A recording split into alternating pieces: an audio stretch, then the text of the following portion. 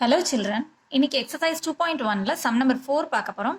Use a variable to write the rule which gives the number of ice candy sticks required to make the following patterns.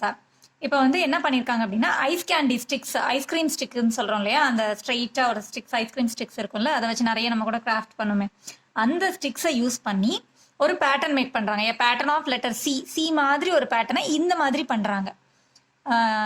இப்போ நான் உங்களுக்கு வேற மாதிரி செஞ்சு காமிக்கிறேன் பாருங்களேன். இப்போ பாருங்க, ஐஸ்கிரீம் ஸ்டிக் பதிலாக நான் வந்து உங்களுக்கு மேத் ஸ்டிக் வச்சு செஞ்சு காமிச்சிருக்கேன். சிங்கிற பேட்டர்னை மேத் ஸ்டிக் வச்சு எப்படி பண்ணியிருக்காங்க பாருங்க. ஐஸ்கிரீம் ஸ்டிக்கும் ஸ்ட்ரைட்டாக தான் இருக்கும், மேத் ஸ்டிக்கும் ஸ்ட்ரைட்டாக இருக்கனால நான் இதை வச்சு உங்களுக்கு பண்ணியிருக்கேன். 1 2 3 ஸ்டிக்ஸ் யூஸ் பண்ணி ஒரு பேட்டர்ன் நம்ம பண்ண முடியும். ஸோ இதை வந்து எப்படி வேரியபிள் யூஸ் பண்ணி அப்படி பண்ணலாம் அப்படின்னு பார்த்தீங்கன்னா, இப்போ ஒரு இதுக்கு வந்து நம்ம பண்ணும்போது 1 × 3 = 3 மேத் ஸ்டிக்ஸ் யூஸ் ஆயிருக்கு. இப்போ 2 பேட்டர்ன் அதே போல் பண்ணும்போது 2 × 3 ரெண்டாவதுக்கு ஒரு 3 வேணும் இல்லையா. ஸோ 2 × 3 6 மேத் ஸ்டிக்ஸ், 2 பேட்டர்ன் பண்ணுறதுக்கு 2 × 3 = 6 மேத் ஸ்டிக்ஸ் தேவைப்படுது.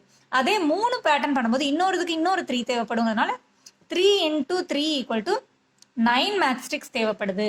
ஸோ இப்போ 3ங்கிறது வந்து நமக்கு வந்து எல்லா இதுக்குமே தேவைப்படுது. அப்படிங்கும்போது 3 காமனாக வச்சுட்டு இதில் வேரியபிள் வந்து என்னன்னு பார்த்தீங்கன்னா இந்த இடத்த நம்ம வேரியபிளாக வச்சுக்கிறோம். ஸோ மல்டிப்ளை பண்ணும்போது தான் நமக்கு எத்தனை மேத் ஸ்டிக்ஸ் டோட்டலாக தேவைப்படுது அப்படிங்கிறத கண்டுபிடிக்க முடியும். ஸோ இப்போ இதில் வந்து நம்ம எத்தனை பேட்டர்ன் நம்ம பண்ணுறோமோ அதை வந்து நம்ம x or y or any variable use பண்ணிக்கலாம். ஏ கூட யூஸ் பண்ணிக்கலாம். ஏ × 3 ஆர் 3a 3 × ஏன்னு எழுதலாம். இதை வந்து இந்த இடத்துல வேரியபிளும் மல்டிபிளும் ஒரு நம்பரும் யூஸ் பண்ணும்போது அதை 3aன்னு கூட எழுதலாம். ஸோ இதோட வேரியபிள் யூஸ் பண்ணி எத்தனை மேத் ஸ்டிக் யூஸ் பண்ணியிருக்கோம் அப்படிங்கிறத கண்டுபிடிக்கிறதுக்கு நம்ம யூஸ் பண்ண வேண்டிய ஸ்டேட்மெண்ட் வந்து 3a. இப்போ pattern of letter C as இது வந்து நம்ம எப்படி வந்து ஒரு வேரியபிள் யூஸ் பண்ணி எப்படி எக்ஸ்பிரஷனாக எழுதலாம் அப்படின்னு பார்த்தீங்கன்னா 3a R 3x R 3n. உங்களோட புக் பேக்ல வந்து 3nன்னு கொடுத்துருப்பாங்க. நீங்கள் என்ன வேரியபிள்னாலும் யூஸ் பண்ணிக்கலாம். 3a ஆர் 3x எதுனாலும் யூஸ் பண்ணிக்கலாம். இப்போ அடுத்த சம் பாருங்க. a pattern of letter m as இந்த மாதிரி அந்த mங்கிற பேட்டர்னை வந்து மேத் ஸ்டிக்ஸ் ஒரு ஐஸ் கேண்டி ஸ்டிக்ஸ் யூஸ் பண்ணியிருக்காங்க. அதையும் நான் உங்களுக்கு செஞ்சு காமிக்கிறேன். ஸோ இப்போ பாருங்க, எம்ங்கிற லெட்டரை வந்து இந்த மாதிரி நம்ம அரேஞ்ச் பண்ணுறதுக்கு எத்தனை மேத் ஸ்டிக்ஸ் ஒரு பேட்டர்னுக்கு தேவைப்படுதுன்னு பார்த்தீங்கன்னா 1 2 3 4 தேவைப்படுது. அப்போ இதே மாதிரி எத்தனை நம்ம பேட்டர்ன் செய்கிறோமோ அதுக்கு ஏற்ற மாதிரி மல்டிபிள் ஆகும். ஸோ அதை வந்து எத்தனை பேட்டர்னோ அதை வந்து நம்ம வேரியபிளாக வச்சுட்டு 4ங்கிறத நம்ம மல்டிபிளாக வச்சுக்கணும். ஸோ 4 × x 4x அப்படியும் எழுதலாம். அதுதான் நம்மளோட எக்ஸ்பிரஷன்.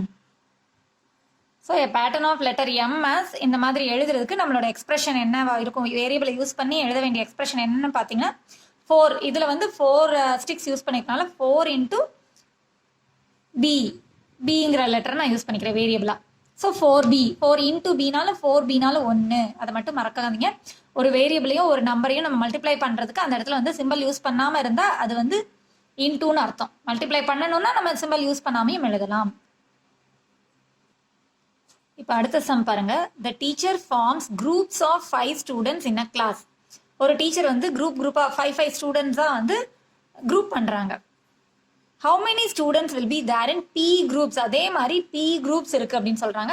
ஸோ ஒரு குரூப்பில் 5 ஸ்டூடெண்ட்ஸ் அப்படின்னா p குரூப்ஸில் எத்தனை இருப்பாங்கன்னா p × 5. அதாவது இப்போ இந்த வேரியபிளுக்கு பதிலாக நீங்கள் ஏதாவது ஒரு நம்பர் யோசிச்சு பாருங்க. 2 குரூப்ஸில் எத்தனை பேர் இருப்பாங்கன்னா 2 × 5 தானே கண்டுபிடிப்போம். அப்போ மல்டிப்ளை பண்ணணுங்கிறது உங்களுக்கு தெரியும்.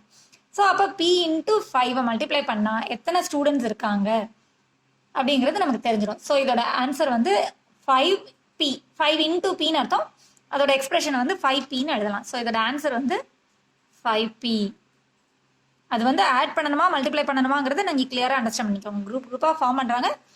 ஸோ ஒரு குரூப்பில் வந்து 5 ஸ்டூடெண்ட்ஸ் இருக்காங்கன்னா p குரூப்பில் எத்தனை பேர் இருப்பாங்க? So 5p.